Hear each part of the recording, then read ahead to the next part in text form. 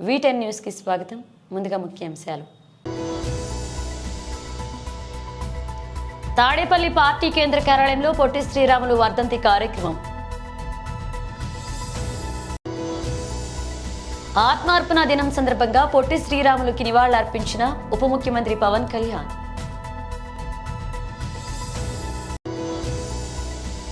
జగిత్యాలలో బీఆర్ఎస్ శ్రేణులను ఉద్దేశించి ప్రసంగించిన ఎమ్మెల్సీ కల్వకుంట్ల కవిత.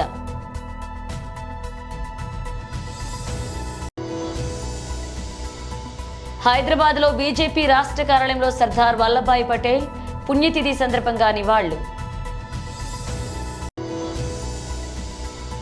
మోహన్ బాబు ఎక్కడున్నారో తెలియదంటున్న పోలీసులు.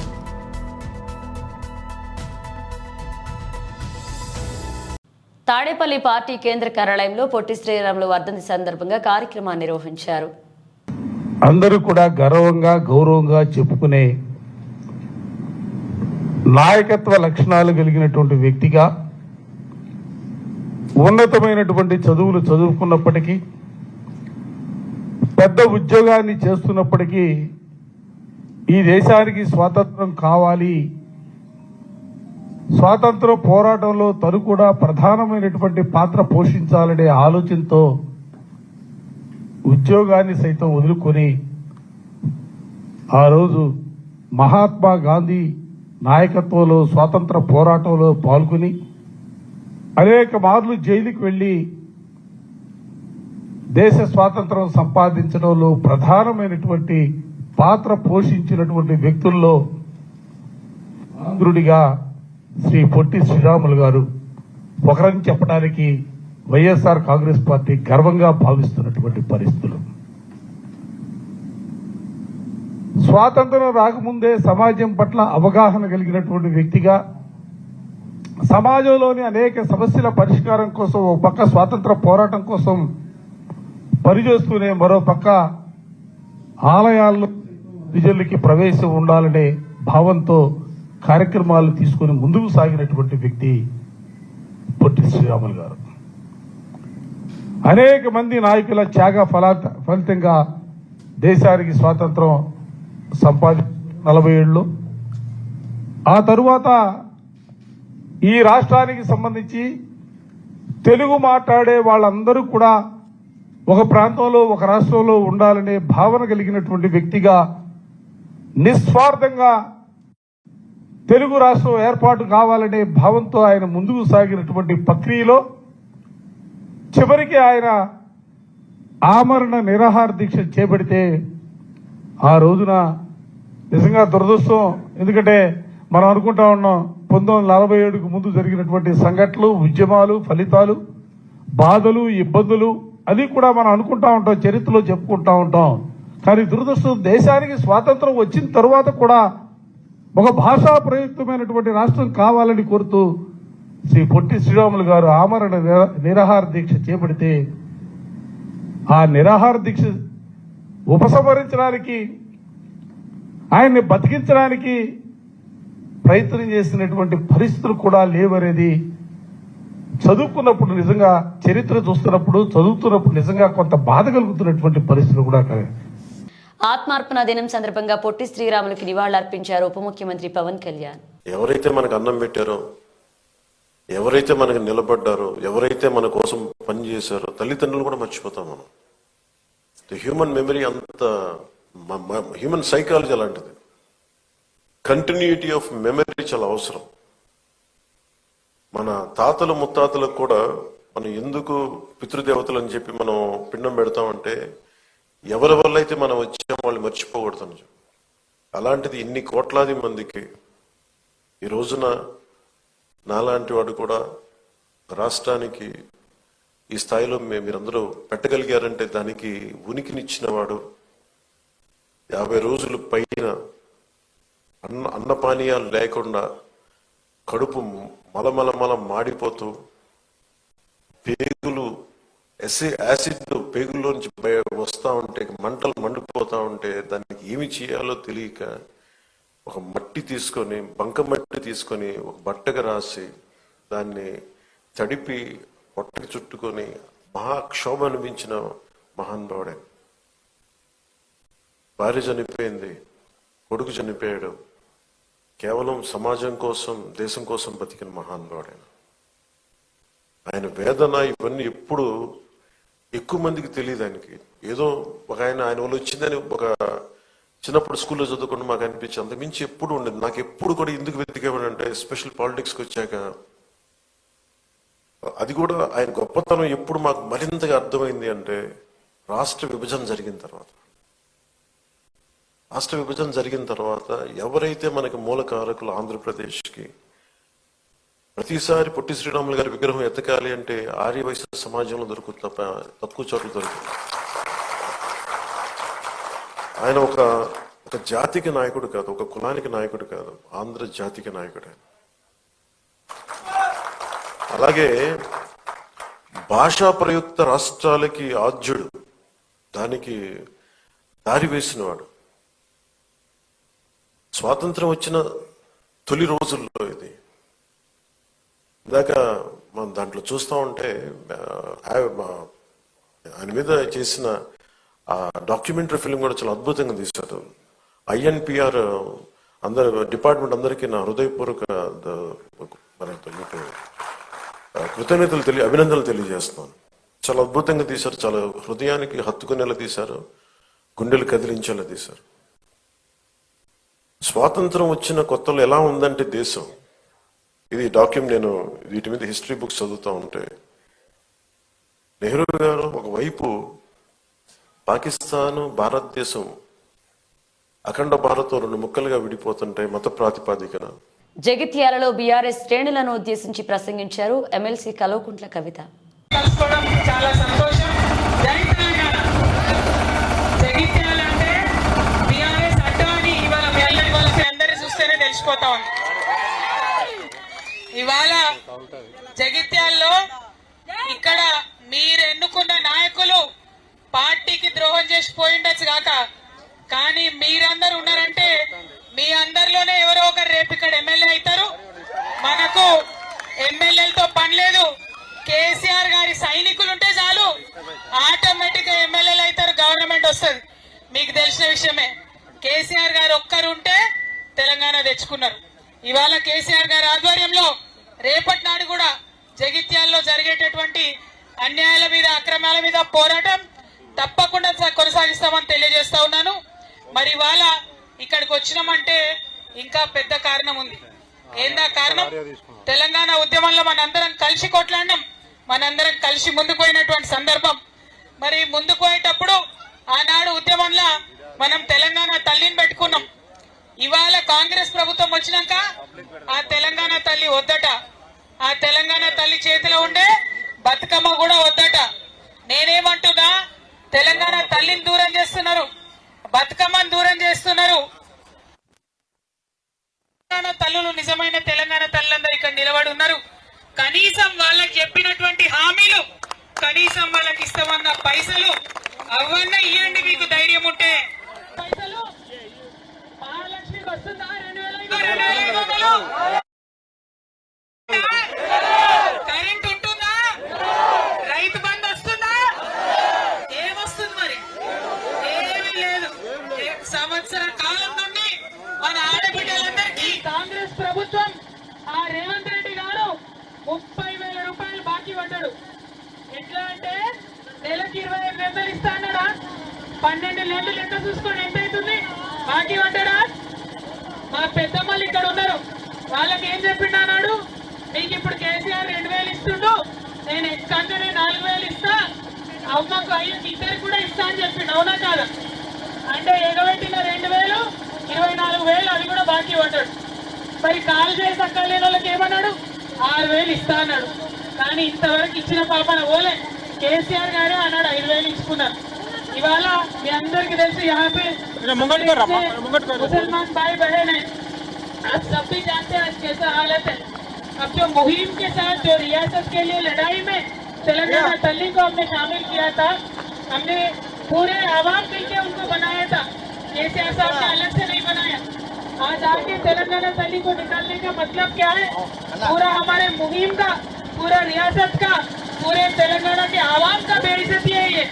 इस बेइज्जती को बिल्कुल हम सहेंगे नहीं और उस तेलंगाना तल्ली से बदकम्मा निकालने का मतलब क्या है? ये सिर्फ और सिर्फ तेलंगाना के महिलाओं का बेइज्जती है, इसको भी हम सहेंगे नहीं। उन्होंने जो मूर्ति बनाई హైదరాబాద్లోని బీజేపీ రాష్ట్ర కార్యాలయంలో సర్దార్ వల్లభాయ్ పటేల్ పుణ్యతిథి సందర్భంగా నివాళులర్పించారు. ఈరోజు వర్ధంతి సందర్భంగా ఆయనకు శ్రద్ధాంజలి ఘటించడం జరిగింది. 74వ వర్ధంతి.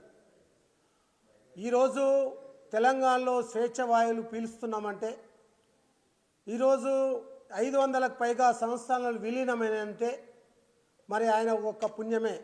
ఆయన హోమ్ మినిస్టర్గా, ప్రధానమంత్రిగా, ఉప ప్రధానమంత్రిగా ఉండి ఈ తెలంగాణ విముక్తి చేయడం జరిగింది.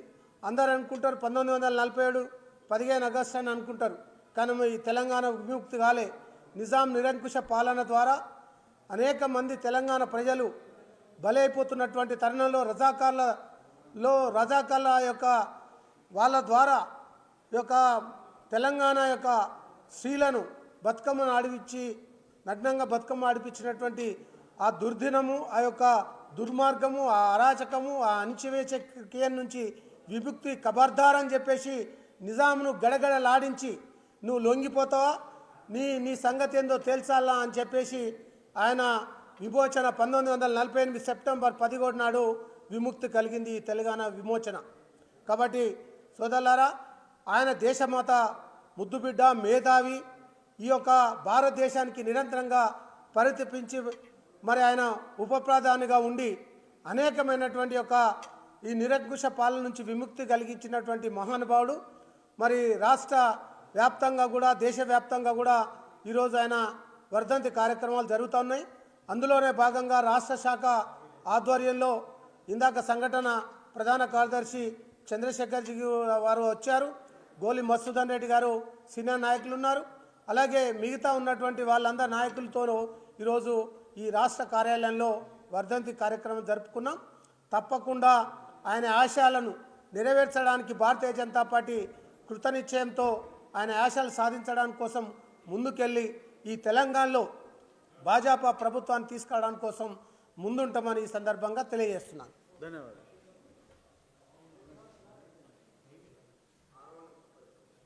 భరతమాత ముద్దుబిడ్డ భారతదేశం యొక్క తొలి ప్రభుత్వంలో ఉప ప్రధానమంత్రిగా ఉన్నటువంటి సర్దార్ వల్లభాయ్ పటేల్ యొక్క ఉక్కు మనిషి, వారి యొక్క కృషితోటి ఈరోజు మన యొక్క తెలంగాణ ప్రాంతం, నైజాం ప్రాంతం భారతదేశంలో విలీనమయ్యేందుకు కృషి చేసినటువంటి మహనీయుడు సర్దార్ వల్లభాయ్ పటేల్ గారు. భారతదేశ వ్యాప్తంగా అన్ని సంస్థానాలు స్వతంత్ర భారతదేశంలో విలీనం అయినప్పటికీ తెలంగాణ ప్రాంతం పూర్తిగా కూడా దేశవ్యాప్తంగా భారతదేశానికి 15 ఆగస్టు 1947 నాడు స్వతంత్రం వస్తే ఈ యొక్క తెలంగాణ ప్రాంతం పైన, హైదరాబాద్ పైన జాతీయ జెండా ఎగిరింది 1947 సెప్టెంబర్ 17 నాడు. సెప్టెంబర్ 17 నాడు 1948 నాడు సర్దార్ వల్లభాయ్ పటేల్ యొక్క కృషి ఫలితంగా పూర్తిగా కూడా భారతదేశంలో విలీనం చేసినటువంటి గొప్ప ఉప ప్రధానమంత్రి మన యొక్క సర్దార్ వల్లభాయ్ పటేల్ గారు. ఆ రోజు నైజాం పూర్తిగా కూడా భారతదేశంలో విలీనం కానని, ఈ ప్రాంతంలో ఉండబడినటువంటి కొంతమంది కమ్యూనిస్టు వారు తొత్తులుగా ఉండి ఈ యొక్క తెలంగాణ ప్రాంతంలో గ్రామాలపైన బడి అనేక మందిని ఊచకోత చేస్తున్నటువంటి పరిస్థితుల్లో భారతదేశంలో విలీనం చేయడానికి మరి పూర్తిగా కూడా కృషి చేసి భారతదేశంలో విలీనం చేసినటువంటి గొప్ప వ్యక్తి, మహనీయుడు, భరతమాత ముద్దుబిడ్డ సర్దార్ వల్లభాయ్ పటేల్ యొక్క వర్ధంతి కార్యక్రమాలు నిర్వహించుకుంటున్నాం.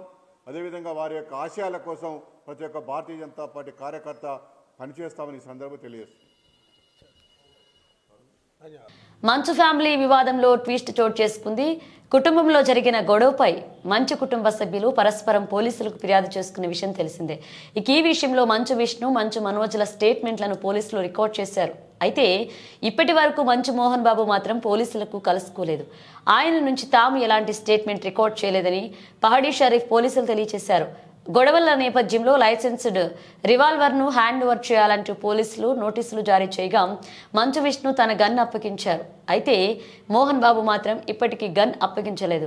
స్టేట్మెంట్ రికార్డ్ చేయడానికి వచ్చినప్పుడే గన్ అప్పగిస్తానంటూ మోహన్ బాబు చెప్పినట్లుగా సమాచారం. అయితే ప్రస్తుతం మోహన్ బాబు ఎక్కడున్నారనే విషయంపై తమకు ఎలాంటి సమాచారం లేదు అని పహాడీ షరీఫ్ పోలీసులు స్పష్టం చేశారు.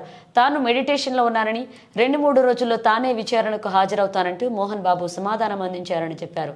మంచు ఫ్యామిలీ ఫామ్ హౌస్ వద్ద టీవీ రిపోర్టర్పై దాడికి సంబంధించి మోహన్ బాబుపై హత్యాయత్నం కేసు నమోదైంది. కేసు తీవ్రత దృష్ట్యా పోలీసులు ఎలాంటి నోటీసులు ఇవ్వకుండానే అరెస్ట్ చేసే అవకాశం ఉంది. ఈ క్రమంలోనే అరెస్టు నుంచి రక్షణ కల్పించాలని, ముందస్తు బెయిల్ మంజూరు చేయాలని మోహన్ బాబు న్యాయస్థానాన్ని ఆశ్రయించాడు. బెయిల్ పిటిషన్ను హైకోర్టు కొట్టేసిందనే ప్రచారం జరుగుతుంది. ఈ క్రమంలోనే మోహన్ బాబు అజ్ఞాతంలోకి వెళ్లారనే ఊహాగానాలు వెలువడుతున్నాయి. కప్పు టీ ఖరీదు మహా అంటే 15 రూపాయలు. అదే కాస్త ఖరీదైన రెస్టారెంట్లో 100-200 ఉంటుంది. స్టార్ హోటల్లో వేలల్లో ఉంటుందేమో కానీ దుబాయ్లో మాత్రం కప్పు టీ 1.14 లక్షలు. అవును, అక్షరాల 1,14,000 రూపాయలు మాత్రమేనట. ఇంత ఖరీదా? టీని బంగారంతో తయారు చేస్తున్నారా ఏంటి అనుకుంటున్నారా? నిజమే, బంగారంతోనే తయారు చేస్తున్నారు. స్వచ్ఛమైన వెండితో తయారు చేస్తున్న కప్పులో బంగారు పూత 24 క్యారెట్ బంగారంతో ఈ టీని స్పెషల్గా సర్వ్ చేస్తారు. ఒక్కో సిప్లో వేడి వేడి చాయ్తో పాటు బంగారాన్ని తాగేయచ్చు.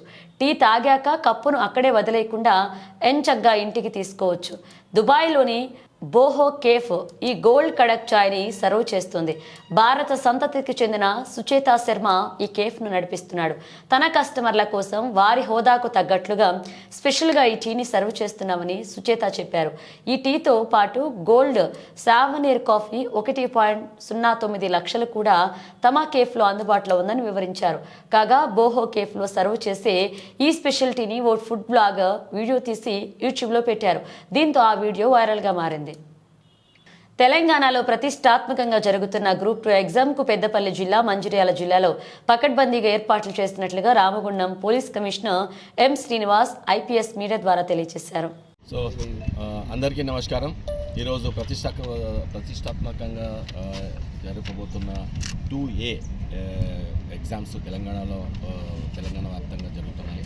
దాంట్లో భాగంగానే రామగుండం కమిషనరేట్లో సెంటర్స్, రూట్స్ అన్నీ ఉన్నాయి. దాంట్లో భాగంగా మేము దానికి ప్రకారంగానే మేము పెద్దపల్లి జోన్ అండ్ మంచిర్యాల జోన్లో పకడ్బందీగా బందోబస్తు ఏర్పాటు చేయడం జరిగింది. ఆల్రెడీ ఎగ్జామినేషన్ స్టార్ట్ అయింది.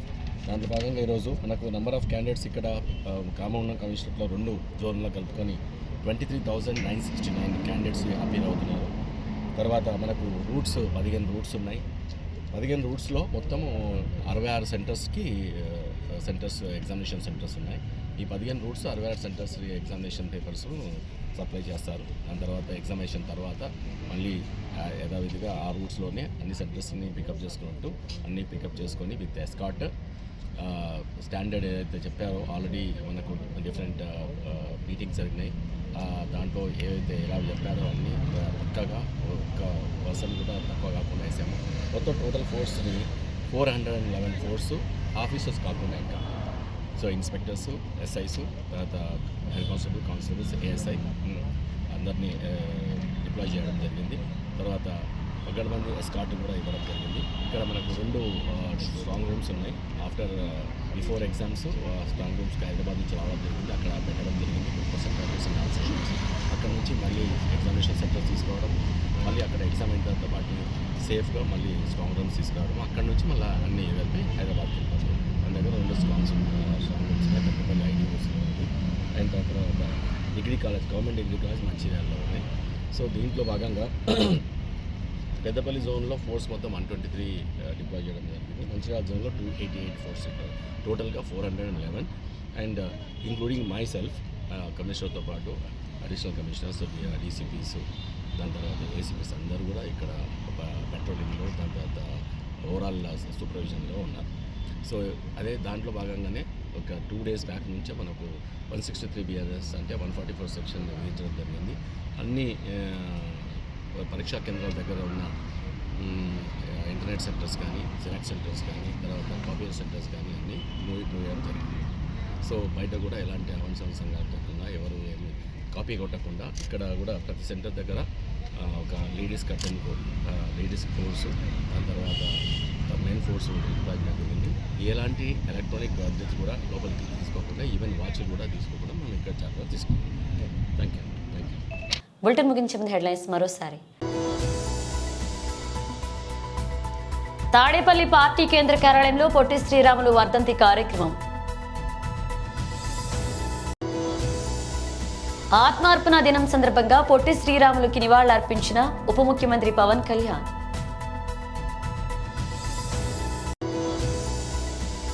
జగిత్యాలలో బీఆర్ఎస్ శ్రేణులను ఉద్దేశించి ప్రసంగించిన ఎమ్మెల్సీ కల్వకుంట్ల కవిత.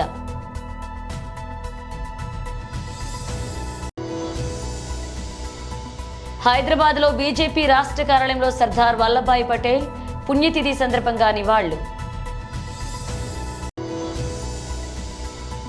మోహన్ బాబు ఎక్కడున్నారో తెలియదంటున్న పోలీసులు.